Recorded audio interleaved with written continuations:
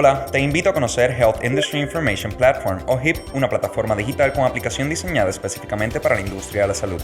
HIP permite el manejo de una práctica más eficiente manteniendo tus credenciales al día. Contiene un censo de todos los médicos por pueblo en la isla, servicios de consulta en línea, un chat que cumple con todos los requerimientos de IPA, acceso a formas y modelos de contratos, en adición información sobre proyectos de ley que impacten el campo de la salud. ¿Qué esperas? Hazte socio ahora y descubre cómo tener una práctica más eficiente. Saludos, bienvenidos a otra edición más de HIP Podcast. Esto es Industria de Salud 101, como siempre, todos los miércoles por las páginas de Facebook de HIP, Health Industry Information Platform, y Noticias de Ponce, siempre con la colaboración de la Asociación de Hospitales de Puerto Rico. Y hoy vamos a hablar un poquito de lo que es la economía, de cómo se ha afectado no tan solo por la pandemia, sino por el curso normal que ha tomado, o el giro que ha tomado la economía en el mundo y en Puerto Rico, especialmente en el área de salud.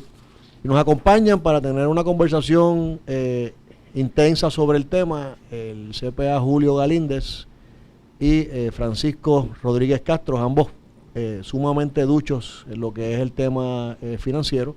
Uno CPA, el otro se ha dedicado a las inversiones y a analizar lo que es el tema de la economía en Puerto Rico. Le damos la más cordial bienvenida a ambos. Gracias por sacar un ratito de su tiempo. Julio, tú que me estabas comentando que estabas bien ocupado últimamente, lo cual nos alegramos mucho. Y Paco, sé que tú también estás bien ocupado, pero gracias por...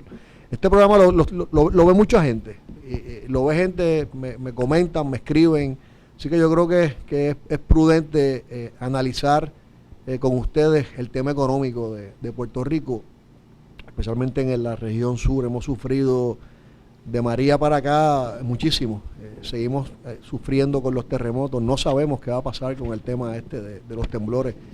Es algo que es como la pandemia, o sea, no desconocen el futuro de ese tema, pero sí ha afectado la economía en un grado un poquito preocupante. Pregunta que simplemente pongo en la mesa a discusión: ¿cómo están viendo ustedes dos desde los ángulos que trabajan el tema de la economía en Puerto Rico? ¿Cómo lo ven? Bueno, Salvi, buen día Paco Pepe, un placer, ¿verdad? Compartir con ustedes en este rato. Obviamente la perspectiva que yo te puedo dar utilizando el ejemplo de la cartera de nuestros clientes, ¿verdad? Que es lo que estamos viendo en el diario en torno a los retos que nuestros clientes están enfrentando. Aunque pudiera lucir, ¿verdad?, de que en el agregado pues, hay muchísimos sectores teniendo muchas dificultades, nosotros sí hemos podido ver que, por ejemplo, en el sector de retail, ¿verdad?, en el de ventas al detalle, pues obviamente nuestra clientela en ese sector pues está ¿verdad?, en el sujeto a cuáles son las decisiones que el gobierno toma con relación a si le van a dar la oportunidad de abrir o de cerrar sus locales. El sector de universidades ciertamente también ha tenido su impacto por el hecho de que no es tan fácil esto de estudiar a distancia. El otro día yo hablaba con mi hijado que estudia en una universidad en Boston y ahora mismo tiene su clase más difícil a distancia, y tiene las 4 posiblemente que para él es las más fáciles, son las únicas que son presenciales, y también para el estudiante esta situación está teniendo, ¿verdad?, sus determinados efectos. El sector que yo represento, en el que más participación tengo, que es el de salud, pues podemos verlo, ¿no? De hecho, en estos días, y estaba por comentárselo a ambos, estamos finiquitando una colección de información que nos están proveyendo los hospitales de sus resultados operacionales a junio 30, y la realidad es que si no hubiese sido por la ayuda financiera que bajó a través de HHS, ¿verdad?, del CARES Act, y la ayuda financiera que otorgó el gobierno de Puerto Rico en su primera fase, porque sabemos que hay una segunda fase que está corriendo y que de hecho hoy vencían unas solicitudes. Hoy sí. Hubiese sido devastador. O sea, las figuras que tú me lo habías comentado en una conversación que tuvimos antes, las figuras de pérdida es algo que incluso para los que llevamos mucho tiempo en la industria es algo que nunca nos hubiésemos Nunca lo había imaginado. visto. O sea, no era algo... Fíjate, es bueno que lo comentes, Julio, porque es que cuando se toman decisiones en Puerto Rico relativo a los hospitales, ¿verdad? Mucha gente no comprende que casi más de la mitad de los ingresos de los hospitales son ahora cosas de outpatient. Y al tú quitar ese componente, como pasó, el daño era más severo de lo que alguien hubiese pensado, ¿verdad? Y eso con todo en Puerto Rico, ¿verdad? Claro. Hay dos cosas que estás comentando interesantes. Ayer tuve una conversación con el decano de la Escuela de Leyes en Ponce, y es importante señalar que el impacto en las universidades como tal es grande, pero más grande aún el impacto en lo que rodea la economía de la universidad, o sea, los hospedajes. Sin duda. O sea, la gente que tiene en Mayagüez, que hay gente que vive de los apartamentos. Pues, no sé si por un lado los están alquilando, por otro lado el papá de ese muchacho dice, déjame no soltarlo porque si suelto y de momento en octubre abren, o sea, que es una incertidumbre constante. Y otro punto que estaba hablando con el ingeniero Oscar Mirla en cuanto a la industria, que es el presidente de CIRACET, es que los médicos tienen que digitalizarse más.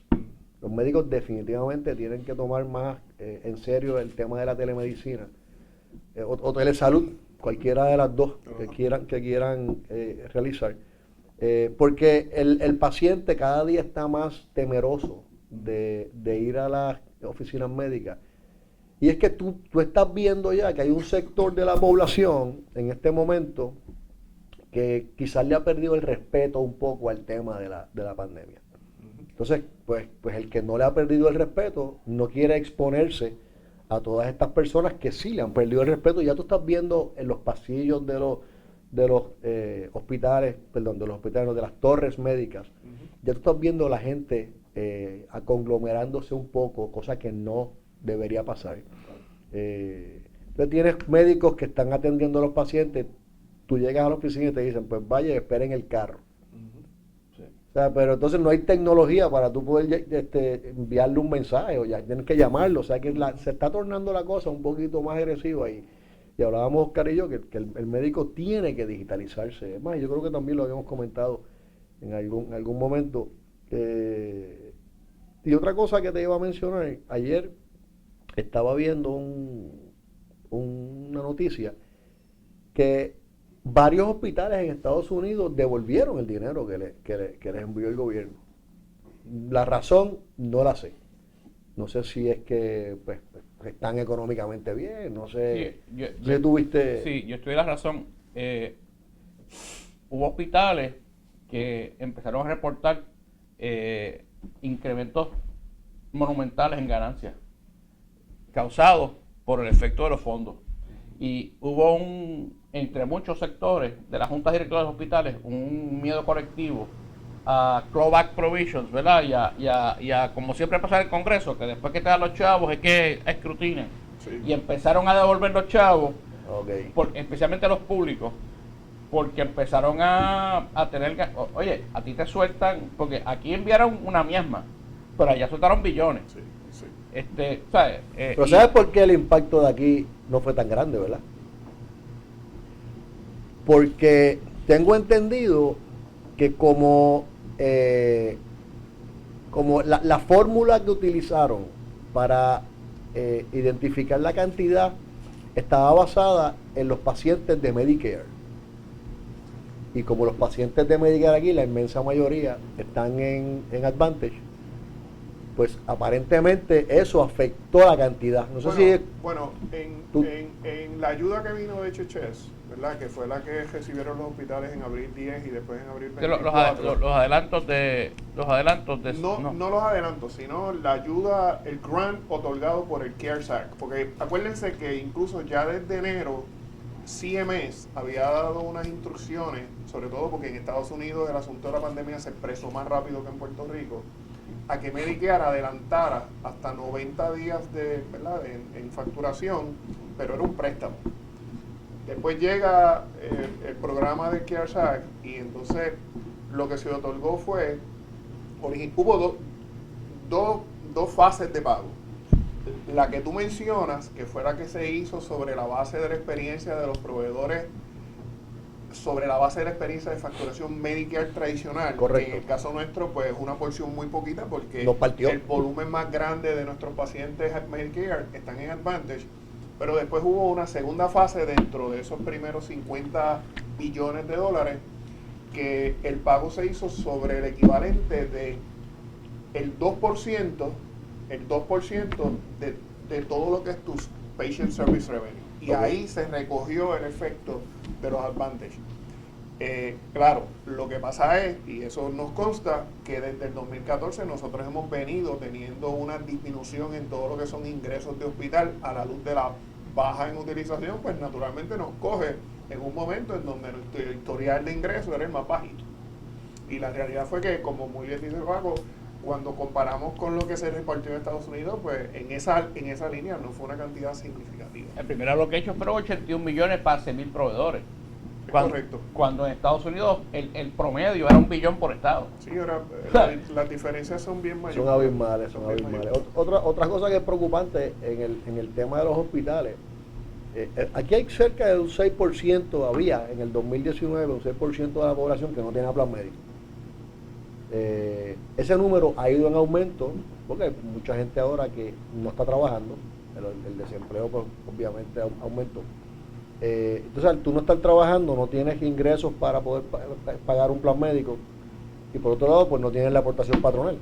O sea, entonces, esa gente es lo que se considera entonces paciente privado en el hospital, Sí. porque siguen yendo. No sé si los números que tú has visto, esa cantidad, Mira, ese renglón ha aumentado. Es interesante, y yo siempre he dicho, ¿verdad? Y me reafirmaré todavía al día de hoy, que nuestro sistema de salud, en lo que es proveerle servicio de salud a la gente, es mejor que el de Estados Unidos. Totalmente Sobre de acuerdo. todo en eso que acabas de mencionar de ese paciente que es uninsured, ¿verdad? Un paciente uninsured se mete en una sala de emergencia en Mercy Hospital allí en Miami y es mejor que hipoteque la casa. Tiene que dejar los tenis. Para pagar lo que le va a costar esa factura. O que se monte un avión y se vaya para otro sitio. Exacto. Así que, de alguna forma, el colectivo de los puertorriqueños tenemos la conciencia de tener algún tipo de seguro de salud. Claro, lo que mencionan, muy cierto, en la medida en que las personas pierden empleo, pues hacia dónde migran en términos de cubierta de seguro, se supone que hacia Vital. Correcto. Se supone. Pero ¿qué ocurre? Vital tiene unos guidelines de a quién cubren. Y muchas a quién veces cubren, no y pudiera ser que no muchas de cualifican. esas personas no No cualifican. cualifican. Interesantemente, y ahora me circunscribo al momento que estamos viviendo, posiblemente ese fenómeno de empezar a ver muchos pacientes privados, y lo pongo entre comillas en los hospitales, no lo hemos visto en el volumen que se debería estar reflejando producto del desempleo, porque la gente no está yendo a los hospitales. No están yendo al hospital. Meaning que si esto un poco se normaliza, pues esa gente va a necesitar servicio de salud y es en sala de emergencia donde vamos a tener todo ese montón de Ese pico. Ese pico lo vamos a experimentar en salas de emergencia, porque obviamente tú no accedes a servicios hospitalizados sin plan médico si no entraste por sala de emergencia. Es otro reto que está allí en el corto plazo. A mí me gustaría pensar que todavía no ha tenido un efecto que tú digas, bueno, estoy perdiendo dinero, montones de dinero por este volumen de pacientes que me está llegando que no tiene la capacidad para pagar. Pero no podemos descartar de que en su momento, si la cosa sigue como va, empecemos a ver ese efecto que Puerto Rico nunca lo ha tenido de una forma significativa, porque como mencionaste, estamos hablando de un 4% en el pasado, que la gran mayoría de esas personas eran sobre todo extranjeros ilegales que obviamente se enfermaban y los pobres tenían que llegar a una sala de emergencia, ¿no? Se habla que hay como, ahora mismo debe estar cerca de los 300,000 personas no lo dudaría. sin plan médico. Y te voy a decir algo, nosotros tenemos una agencia de cobro que se dedica a ese tema, especialmente de cobrar la porción privada del paciente, porque no solamente es el tema es el que no tiene plan médico, el tema es el que tiene plan médico y porque no puede pagar una prima más alta, pues coge un plan con unos deducibles que son cuantiosos y pues también eso genera la deuda privada, ¿no? En Estados Unidos, si tú no pagas el hospital, te reportan el crédito. Automático. Aquí no. Sí. Entonces, todo el mundo puede pensar que es un subterfugio y que la gente no va a pagar.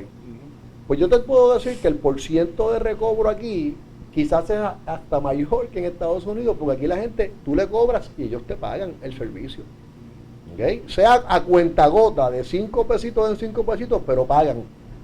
Porque nos hemos dado cuenta al pasar del tiempo que la gente es genuina en pensar, déjame pagar la deuda con el hospital, porque si me enfermo no tengo a dónde ir, voy a tener que ir a ese hospital otra vez, y de alguna forma se van a enterar que les debo dinero. Eso le crea como que un estado de paranoia al puertorriqueño. Como no hay muchas facilidades que no sean las que hay y estamos limitados, pues aquí la gente paga.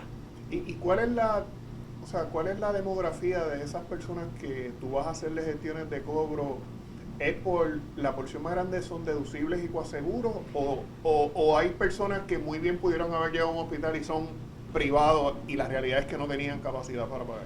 El mix, yo te diría que la mayor cantidad son deducibles y coaseguros.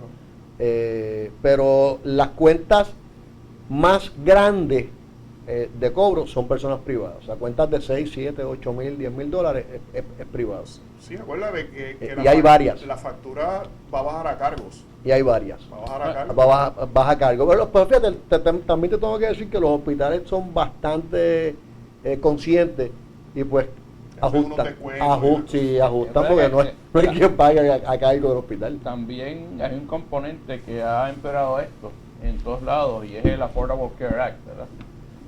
Esto ha empeorado la capacidad de que muchas personas se puedan asegurar efectivamente.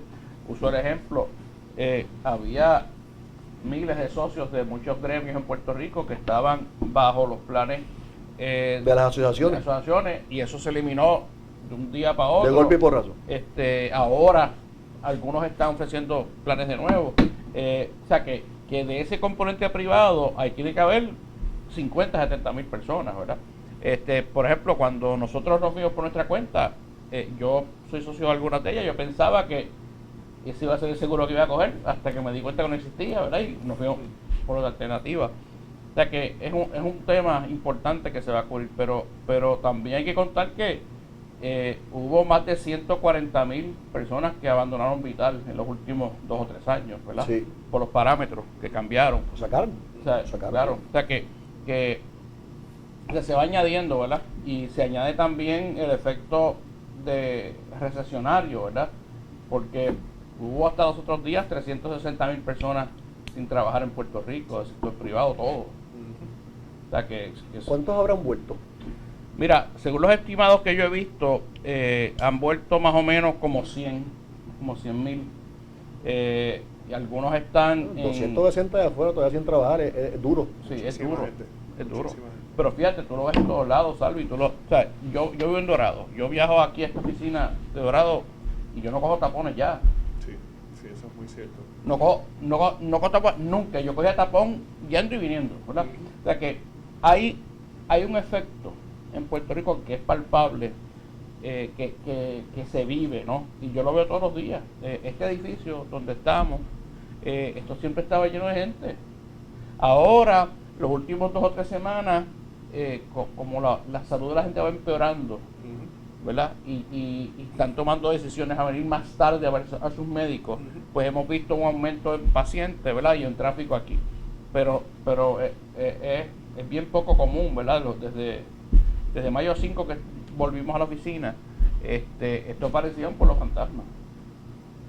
O sea que aquí, de nuevo, volviendo al tema original, nosotros en Puerto Rico se tomaron unas decisiones para proteger la salud, pero no hemos implementado lo más importante de esas decisiones, que es contact tracing, pruebas masivas, ¿verdad? Hasta que nosotros en Puerto Rico, los políticos, no aprendan a que si tú encierras a la gente, ¿verdad? y no implementas un plan agresivo de pruebas masivas, contact tracing, monitoreo, tú desperdiciaste el tiempo que tuviste a toda la gente encerrada y tenemos los efectos. Nosotros hicimos un censo, entre 10 y 15 mil negocios o cerraron o están por cerrar, o se transformaron en algo mucho más pequeño. Más de 100.000 empleos se perdieron, ¿verdad? Y yo lo veo todos los días, ¿sabes? Todos los días que voy a algún sitio nuevo que como dijo Julio, que apenas uno está saliendo, ¿verdad? Pues los otros días fui a un sitio que yo voy a comprar en la Hacienda El Dorado y 2 negocios bien prósperos que estaban al lado ya no existen, ¿verdad? Ahí hay 2 que se fueron de un día para otro y cuántos más hay, ¿verdad? O sea pero dentro de toda crisis, ¿verdad? Hay oportunidades. Y hay oportunidades porque yo pienso, y esto, ¿verdad? Una filosofía que yo tengo, que uno puede fracasar hacia adelante. Sí. ¿Ok? Tú puedes verte ante una situación en donde tú piensas que el mundo se acabó, que tu negocio se fastidió, pero yo pienso, o sea, personalmente, el éxito no es el final, el éxito es el principio de otro ciclo, el fracaso tampoco es el final, ¿verdad? Y lo que sí es importante es el coraje para continuar. Con eso les digo que unas estadísticas que tenemos, 92% de todos los negocios en Puerto Rico necesitan transformarse digitalmente. 97% nos dijeron que tienen temor a cómo ejecutarlo. Y con temor a cómo ejecutarlo, pues no lo ejecutan. ¿Ok? 95 nos dice que cruzar el puente digital y financiero es lo que nos ayudaría a mantener su negocio o a hacerlo crecer, ¿verdad? 54% le teme a un cierre adicional, que ya, por lo que tú nos dijiste al principio del programa, eso viene de nuevo. Aparenta que está más cerca de lo que pudiéramos pensar. 60% le tiene terror a no tener capital, y ya sabemos que se acabaron las ayudas a los pymes, se acabó el desempleo federal, ¿verdad? Y como estaba mencionado, y el Senado recesó hasta septiembre, así que un estímulo 4 no viene por el momento. Y por último, 55% le teme a jamás recuperar sus ingresos pre-COVID. O sea que son números y estadísticas difíciles. Ese último que acabas de mencionar es interesante, porque si tú no vas a recuperar o vas a llegar a lo que tú estabas produciendo antes de la pandemia, tienes que entonces tomar acción en cuanto a tus gastos operacionales, porque entonces ahí es que viene el tema de me voy a digitalizar. Hablo en el caso específico de los médicos. Vamos a pensar que el médico no está viendo la cantidad de pacientes que veía antes, por lo tanto tiene una merma en sus ingresos y necesita reestructurar su oficina, necesita digitalizarse. Y la forma de digitalizarse pues es utilizar más telemedicina, contratar los servicios para que el paciente pues no tenga que llamar a su oficina tan agresivamente para confirmar la cita o para hacer una cita, sino que eso lo puede hacer digital. Y eso lleva a que el médico necesite menos empleados. Entonces ahí es que seguimos quedándonos con más desempleo. ¿Dónde se van a relocalizar esos empleados si lo que vemos es que los negocios están cerrando? Como tú hiciste el cuento de que te encontraste 2 negocios cerrados, los vemos a diario. Por todos lados. A diario, Sí. locales vacíos. O sea, los shopping centers, yo no sé qué van a hacer los shopping centers. Sí, o sea, no sé, sí, honestamente. es un sector muy lastimado. No sé qué van a hacer.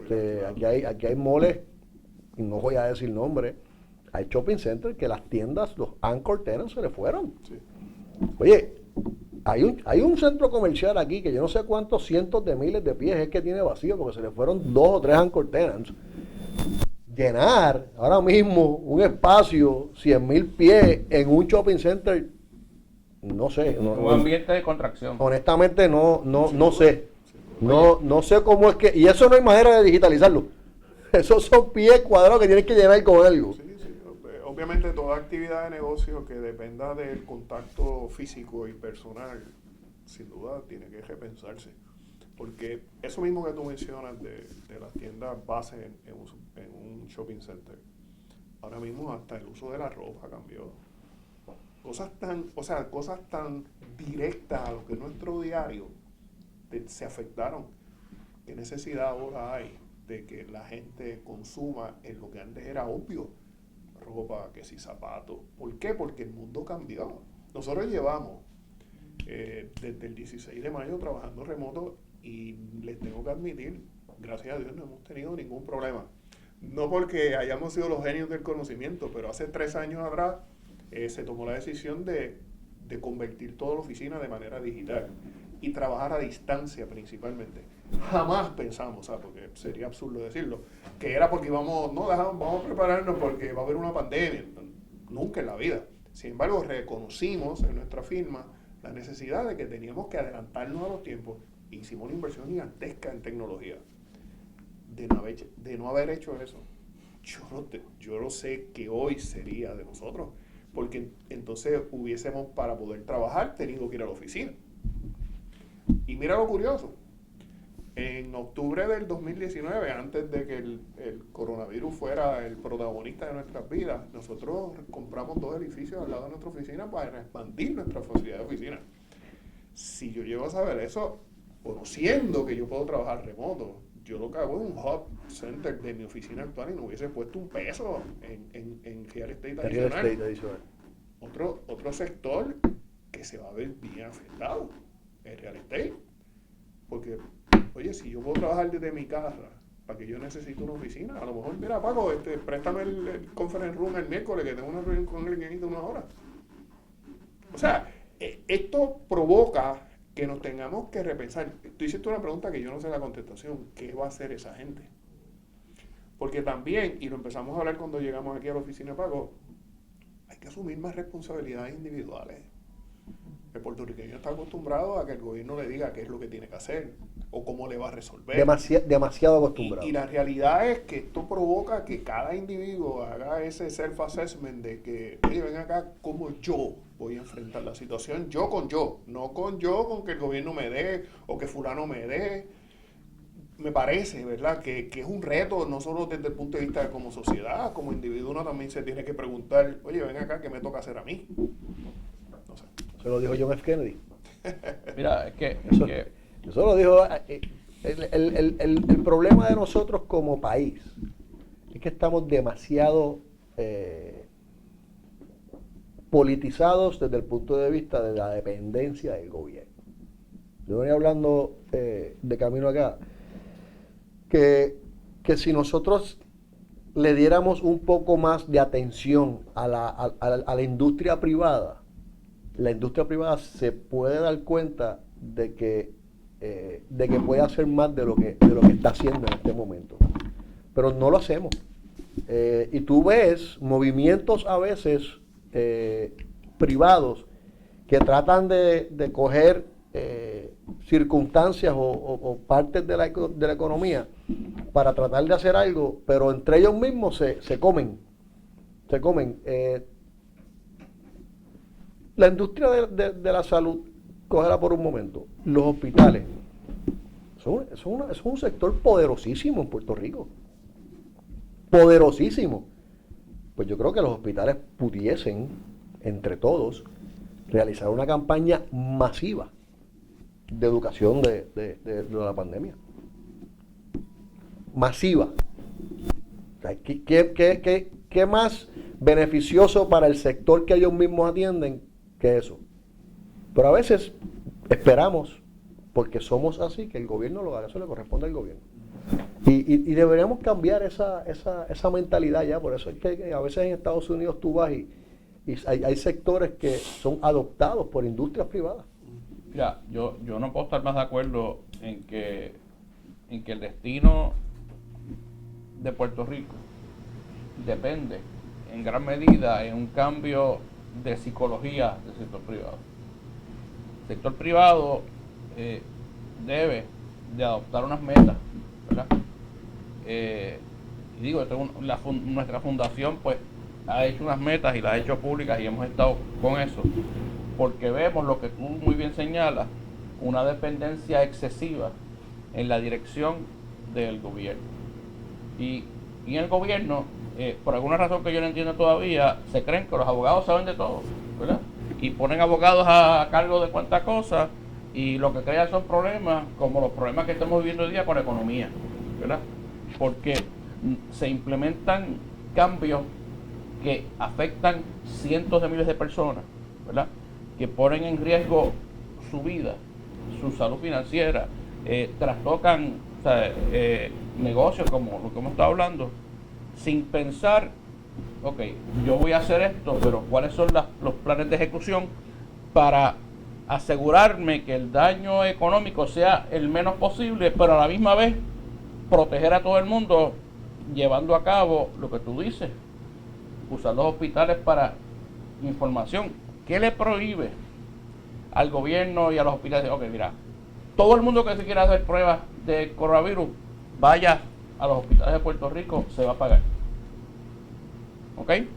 ¿Qué le prohíbe hacer un contact tracing? O sea, hay 400 millones tirados allí para esto. No se ha usado un peso. Hay un montón de dinero. No se ha usado un dólar. No se ha usado. Entonces, hemos tenido desde marzo 15 este efecto. Y no se nos ha ocurrido decir, oye, vamos a coger 200 millones, hacerle prueba a los 3.5 millones de puertorriqueños, ¿verdad? Con la frecuencia que haga falta para protegernos y a la misma vez exigir mascarillas obligatorias a todo el mundo, ¿verdad?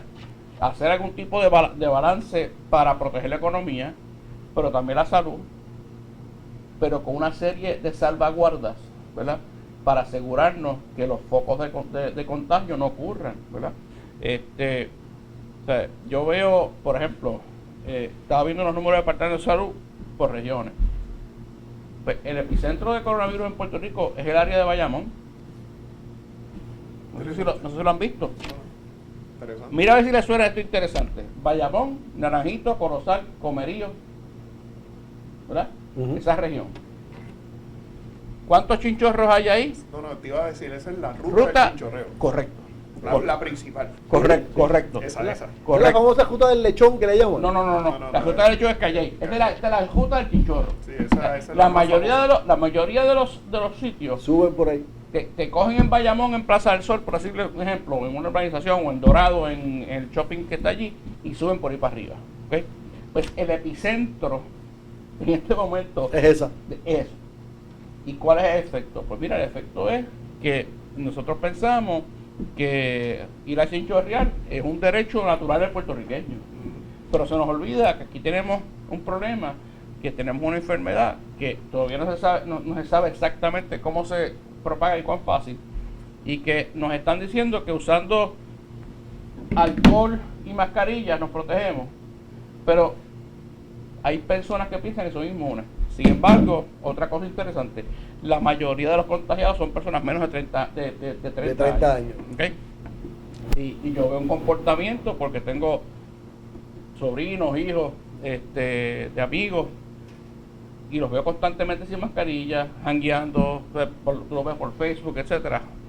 Sin embargo, en mi casa, ¿verdad? Que mi esposa tiene una condición, pues yo tengo que fumigarme en alcohol cuando entro, ¿verdad?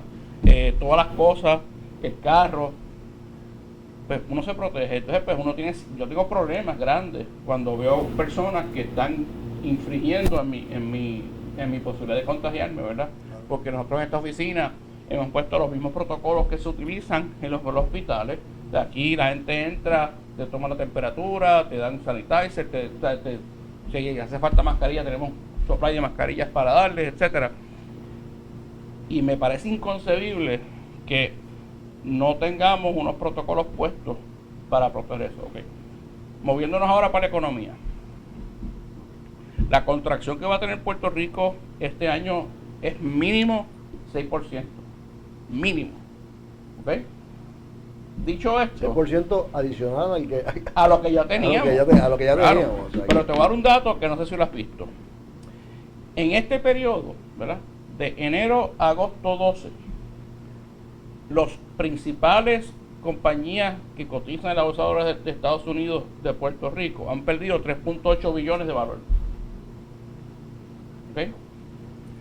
Si esas son las más grandes, ponte a pensar cuán severo es el daño en todas las demás. Y todas las demás que no pudieron transformarse porque los comportamientos, o sea, ahora mismo la competencia no es tu competencia es el COVID.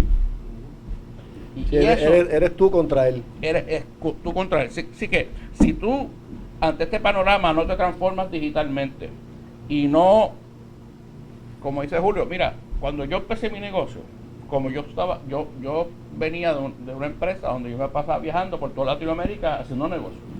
Yo estaba acostumbrado a trabajar remotamente todo. Y yo le dije a mi persona del sistema, yo quiero lo mismo que yo tenía, no me importa lo que cueste, tenerlo en mi negocio porque yo estoy acostumbrado a trabajar así.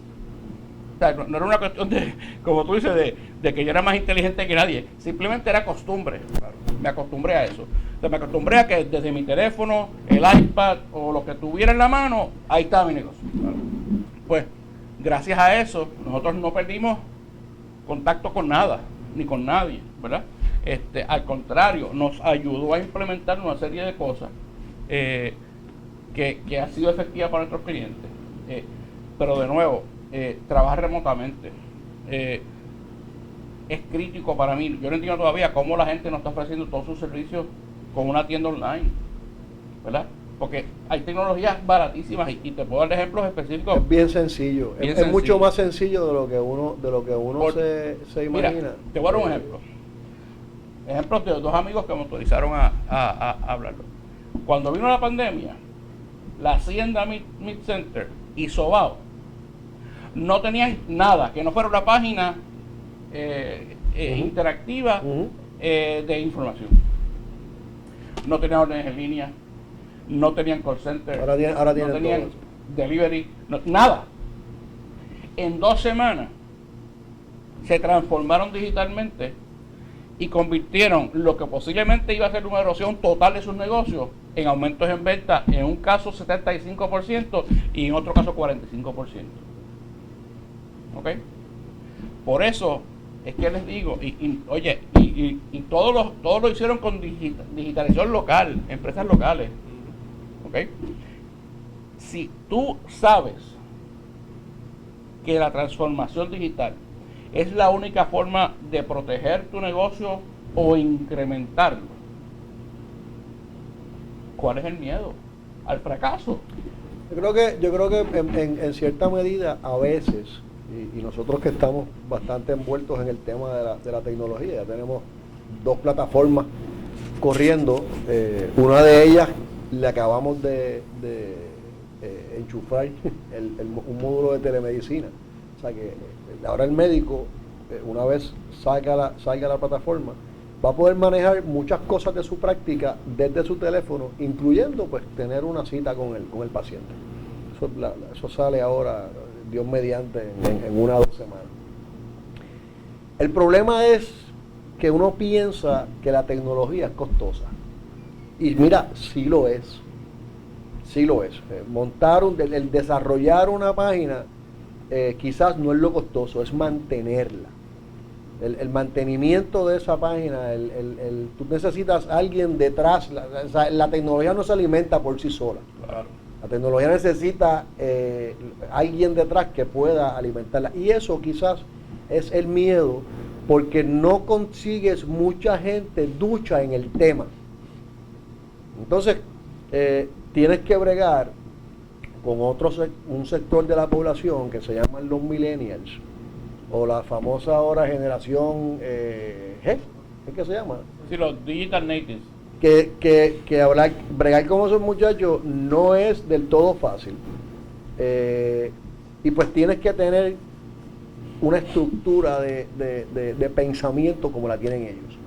Y eso, Paco, yo creo que es el reto de todo el mundo ahora. ¿Cómo nos enfrentamos a la pandemia? ¿Cómo me enfrento a la situación económica que viene viviendo Puerto Rico y que se acaba de agravar? tú dijiste algo importantísimo ahorita cuando estábamos hablando de los shopping centers. La gente ha cambiado la estructura de compra. Amazon ha aumentado sus ventas. Antes Amazon te ponía un paquete aquí en 2 días, se tarda una semana ahora. Yo tengo un amigo que trató de montar una tienda online y empezó a llamar a los diferentes fabricantes para ver si él se convertía en un distribuidor. La reacción de los fabricantes fue: no estamos usando distribuidores, estamos nosotros abriendo nuestra tienda online. O sea, que tú quieres comprar lo mío, entra. O sea, ya los fabricantes están mirando que los Macy's de la vida, los JCPenney, los Sears, los Walmart, los Kmart están, ¿sabes qué? Si todo el mundo está en la casa comprando, lo voy a vender yo directamente. Claro. Mira, ¿Okay? vamos a mirar transformación. Antes de seguir ahí, Sí. Vámonos a un Una pequeño, a un breakcito. No se vayan, que venimos ahorita con la conclusión del programa.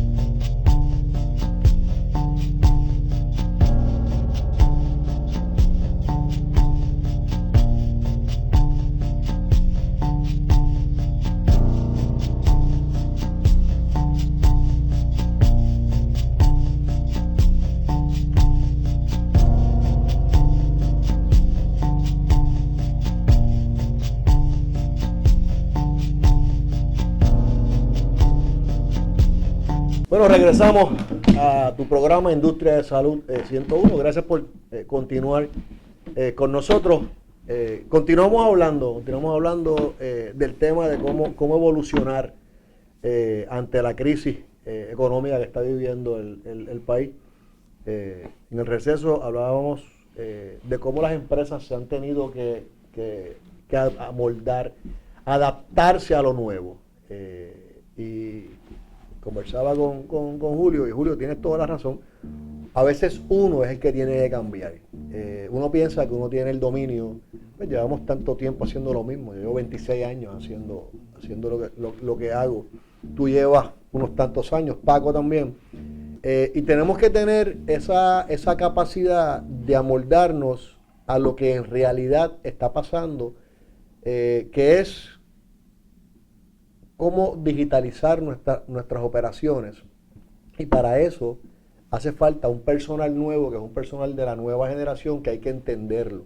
Al igual que nuestros abuelos y nuestros papás nos tuvieron que entender a nosotros tenemos que entender esa generación, que es la generación de nuestros hijos, que son las que lamentablemente tienen ahora el rol protagónico en muchas operaciones. Pues como bien tú me estabas comentando, si estos muchachos entran y son los que te están manejando la tecnología en tu oficina, no pelees con ellos, porque se te van y conseguirlos es difícil.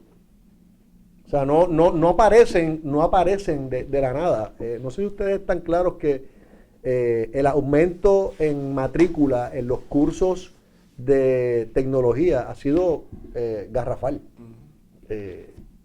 Mi hijo se matriculó en un curso de Digital Media, Digital Media Marketing Digital Media Marketing. Era un curso como de 5 semanas, que durante la pandemia, digo, pues déjame cogerlo para entretenerme.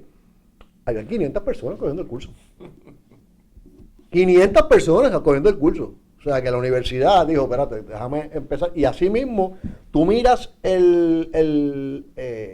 la oferta de los cursos de tecnología en las diferentes universidades. O sea, ya es como que una profesión el bregar con las redes sociales, Entonces, tienes al creativo por un lado, tienes al que llena contenido, tienes al que brega con la tecnología, tienes al que edita los videos. O sea, esto es una producción. Sin duda. O sea, el que piensa que hacer un programa de esto es fácil, no sabe lo que hace. Esto es una producción. Esto conlleva horas de trabajo y esfuerzo. Pero es el futuro.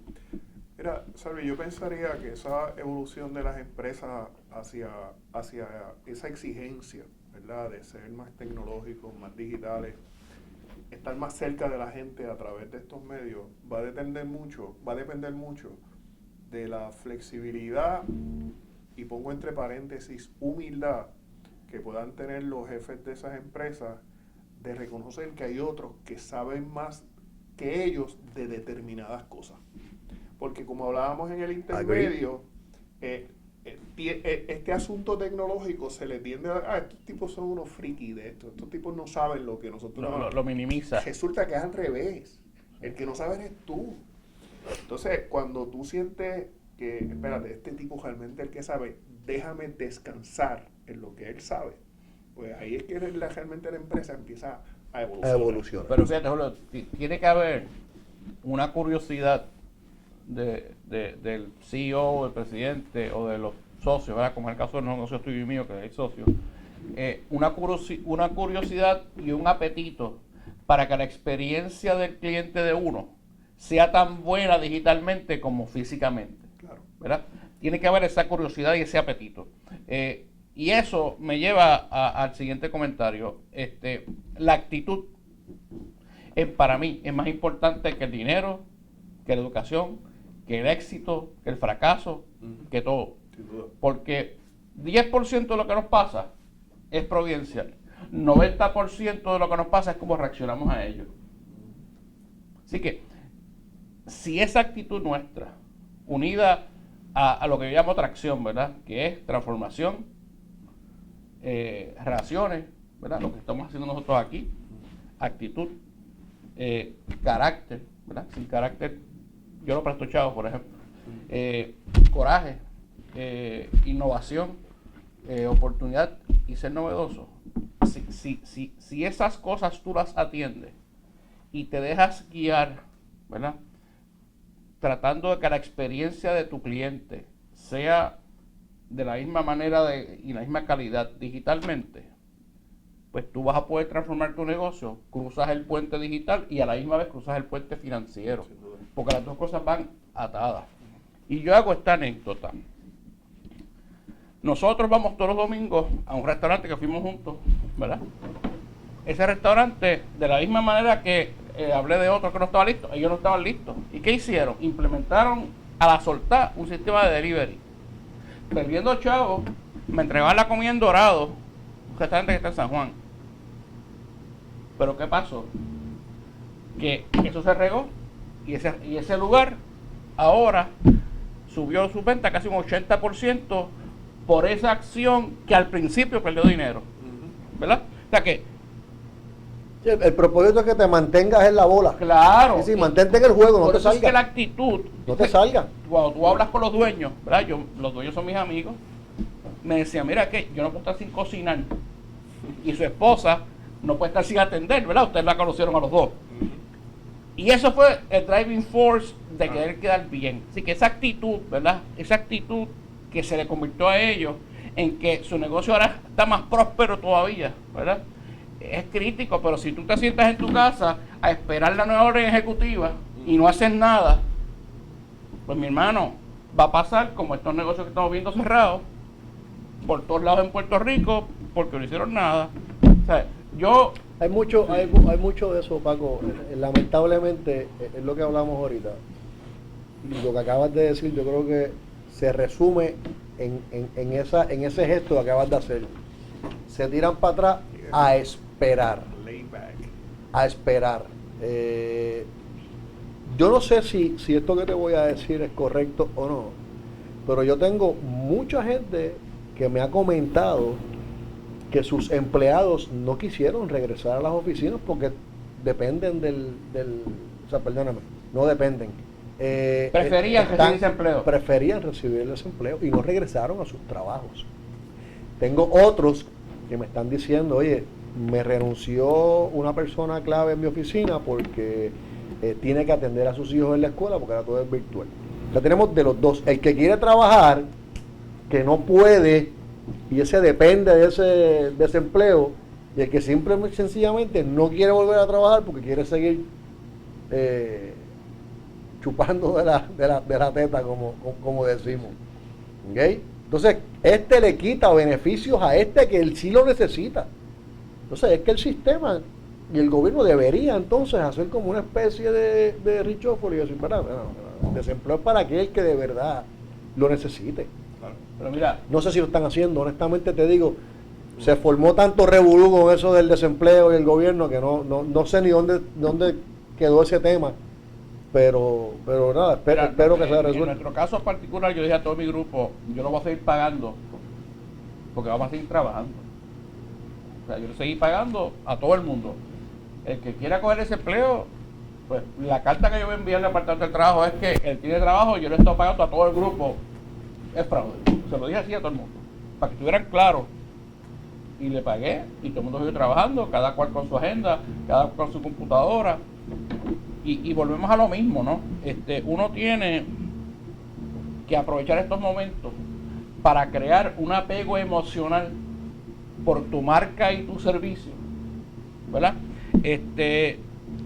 Para que se conviertan tus clientes en lo que yo llamo unos fanáticos rabiosos de tu marca o tu producto.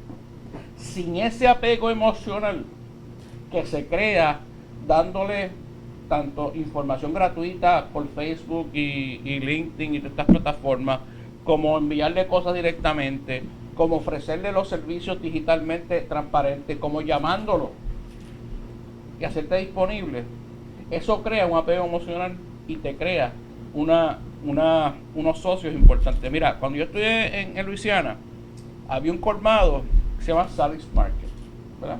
Era lo más cerca que había para los estudiantes. Sally, la dueña, tenía un escritorio gigantesco en el medio del supermercado, ¿verdad? Como un promontorio. Me acuerdo aquella época, esto es 1981, tú entrabas con tu lista y había un señor, un host, que la pasaba por una computadora rudimentaria y te botaba por otro lado una lista ordenada con qué cosas en tu lista estaban en especial, cuáles no y qué cosas te faltaban. Había para brillarte los zapatos gratis si tú estabas aburrido, ¿sabes? Y una serie de servicios que tú decías, esto es un negocio. Pues mira, hay un libro que se lo recomiendo, se llama Raving Fans. Pues el primer ejemplo que usa Ken Blanchard en ese libro es ese negocio. Porque creaba un apego emocional a la marca, claro, y al negocio más allá de las cosas, porque te ofrecía más por tu valor, por tu dinero. Y es lo que yo digo a la gente, mira, costo y valor son dos cosas muy distintas. ¿Okay? Esto puede costar 10 chavos, pero su valor es salvarme la vida. Claro. O sea, y eso es lo que yo creo que las personas no acaban de entender, porque yo me acuerdo cuando yo empecé a trabajar con mi abuelo, le compraba las gomas a un negocio. Y yo empecé a cotizar y ese negocio era el más caro. Y fui donde mi abuelo para cambiar la cuenta para otra gente. Y mi abuelo me dijo, mira, cuando yo era un pelado, ese tipo me fiaba las gomas. Así que yo le voy a seguir comprando hasta que yo me muera. Y así fue. Lealtad. Es lealtad. Lealtad. ¿Y cómo tú creas la lealtad? De nuevo, con esa actitud de crear un apego emocional hacia tu marca y hacia tu producto, con una lealtad hacia el cliente, ¿verdad? Cliente que te hace falta, como yo te puedo servir en esta crisis, bajando los precios. Mira, hay una plataforma que se llama Shopify, ¿verdad? Que tú transformas tu negocio, ¿verdad? Para los retail, Julio, que hemos estado hablando, lo transformas overnight. Y es la misma experiencia de estar en la tienda, pero digitalmente. Oye, pues, nosotros tenemos una alianza con Digital Presencial para hacer todas estas cosas y hemos estado haciendo los montones de negocios, pero de nuevo, tiene que haber un apetito para tú tener el orgullo de que tu marca sea tan fuerte físicamente como digitalmente. Y eso es la alternativa. El otro día vi una aplicación que hay, como si fuera tu oficina virtual. Entonces tú pues tienes una reunión, entonces detrás pues tienes tu pared con tu logo y te mueves, si aparentas pues que estás en un conference room. O sea, son las cosas porque la gente ya se ha ido moviendo a eso. No nos queda mucho tiempo, vamos a ir resumiendo lo que hemos estado hablando. Julio, ¿dónde tú ves la industria de salud, tus hospitales? Venimos de una contracción económica agresiva. Los hospitales siempre han tenido un impacto en todo, ¿no? ¿Dónde los ves? ¿Los ves saliendo de este problema en los próximos 3 años? ¿Ves hospitales cerrados? Lo que está pasando, ¿verdad?, producto de la emergencia de la pandemia, es otro factor que se agregó a una serie de factores que los hospitales venían experimentando desde hace 5 o 6 años atrás. En el 2014, por darte un ejemplo, el porcentaje de utilización de servicios de hospital agregado era 80%. En el 2018, que fue el último, ¿verdad?, que publicamos, estaba en 62 punto algo, y creo que para el 2019 baja como a 58, antes de la pandemia. O sea, te estoy hablando de datos hasta diciembre 31, 2019. Por consiguiente, la pandemia lo que vino fue a agravar una situación que ya veníamos experimentando, producto de distintas cosas. Una disminución, ¿verdad?, en la población de Puerto Rico. La realidad es que el desarrollo tecnológico en servicios de salud ha sacado gente de los hospitales. La mentalidad desde el punto de vista clínico de tener a los pacientes en un ambiente menos agudo, y si aquello que puedo tratar en el hogar, pues lo voy a tratar en el hogar. Pero principalmente yo creo que también ha sido los modelos clínicos en donde el médico, ese médico primario, está más incentivado a tratar de retener al paciente en un ambiente ambulatorio, y no es hasta que el paciente está descompensado que finalmente llega a una sala de emergencia, porque la realidad es que hay unos incentivos de carácter económico en su relación con la compañía de seguro que provocan eso. Yo creo que hablar de la salud sin atender el asunto del modelo, vamos a estar, ¿verdad?, lloviendo sobre mojado. En torno a los hospitales, y lo comentaba, ¿verdad?, antes de entrar en el programa, de no haber sido por estas 2 ayudas que llegaron en abril y eventualmente y la que llegó en junio del gobierno, hoy, agosto 14, yo no sé si el número de hospitales hoy hubiese sido el mismo que tenemos todavía, por el hecho de que esas ayudas vinieron a subsidiar pérdidas millonarias a junio 30, 6 meses. O sea, no estoy hablando de un año. Pensar hacia dónde vamos, ¿verdad?, qué va a pasar, va a depender mucho de qué es lo que ocurra con el asunto de la pandemia. La gente sigue teniendo miedo de ir a recibir servicios de salud. Todo el factor económico que es el que hemos estado hablando. En la medida en que tú no tengas una economía con empleadores pagando seguros médicos, nosotros nos afectamos, porque entonces dependes del dinero público, y sabemos que el dinero público para los no Medicare es exclusivamente el programa Vital, porque el gobierno, por otro lado, no tiene un programa estatal que diga, pues aquí tengo $2,000 millones para subsidiar el servicio de salud. Eso no existe. De hecho, la aportación del gobierno de Puerto Rico, en lo que a Vital refiere, lo que ha venido es decreciendo desde hace un montón de años. Así que proyectar qué nos va a ocurrir va a depender de que visitemos seriamente lo que es nuestro modelo de servicio como país, que es el mismo. Todo el que haya realmente un resurgir en la actividad económica, que creen mayores empleos, y entonces sí pudiéramos estar hablando de hacia dónde vamos los hospitales.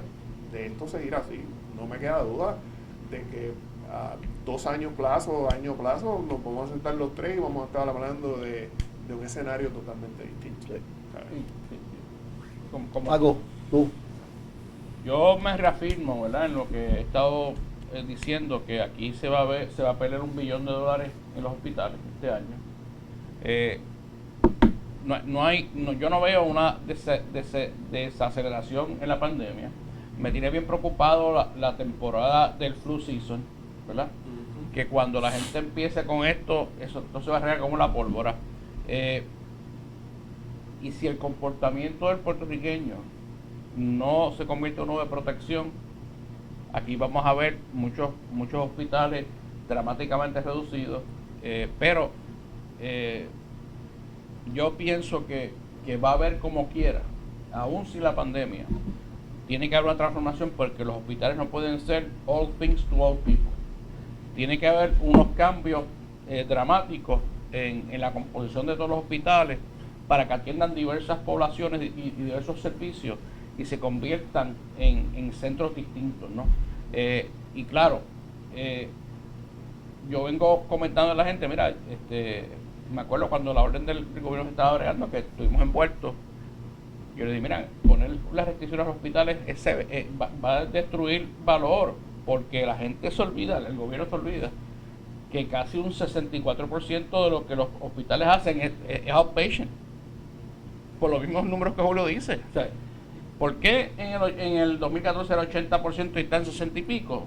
Pues porque cada día más y más servicios se hacen fuera, ¿verdad? O van al hospital para atender si se fueron. O los médicos los están haciendo en su oficina. O sea que es un cambio dramático, pero visto como un todo, aquí tiene que haber una transformación de todos los servicios de salud.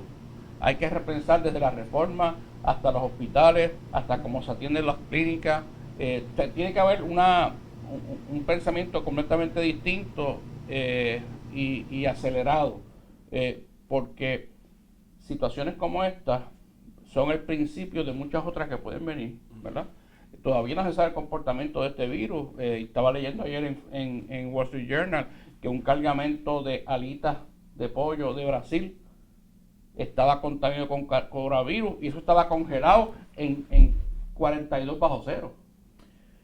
O sea que tú sabes que una de las preocupaciones en Estados Unidos ahora es cuando venga la época fría, que todo el mundo está adentro porque no pueden estar afuera, que haya un pico enorme en los contagios, porque vas a aglutinar gente. Claro. Porque no pueden estar en Chicago, que baja a 10, no vas a estar afuera. Claro. O sea que yo creo que tienes razón. Le agradezco a ambos el tiempo. Seguiremos en comunicación. A ti por la invitación. Yo creo que programas como este llevan un propósito y un mensaje. Yo creo que ustedes estén recibiendo información de personas como los aquí presentes, que conocen el tema y los pueden ayudar a atender sus operaciones de la forma y manera que tienen que atenderlas, de cara a que todo está cambiando y vino para quedarse. Hay tres cosas que yo entiendo que la industria de salud debe estar mirando en este momento bien de cerca. Número uno, la telemedicina llegó y no se va a ir. Hay que fortalecer la telemedicina. Es costoso, pero hay herramientas que no son tan costosas y se puede utilizar. Número dos, de alguna forma los médicos tienen que reestructurar sus áreas de espera, porque no pueden ya volver a las áreas de espera de antes. Y número tres, los hospitales también tienen que controlar la manera en la cual ellos prestan servicio y darle acceso a que ese médico pueda inclusive atender las consultas sin tener que estar yendo al hospital. Se han muerto ya varios médicos y definitivamente no nos podemos dar el lujo que esos héroes, esos llamados héroes de la industria de salud, que tanto bien nos hacen cuando estamos enfermos, que ahora mismo estamos claros que son los únicos que acompañan a los pacientes, porque los pacientes mueren solos en los hospitales ahora mismo. Sí. Esa gente son esos héroes son los que los acompañan. Así que gracias a los que nos están viendo.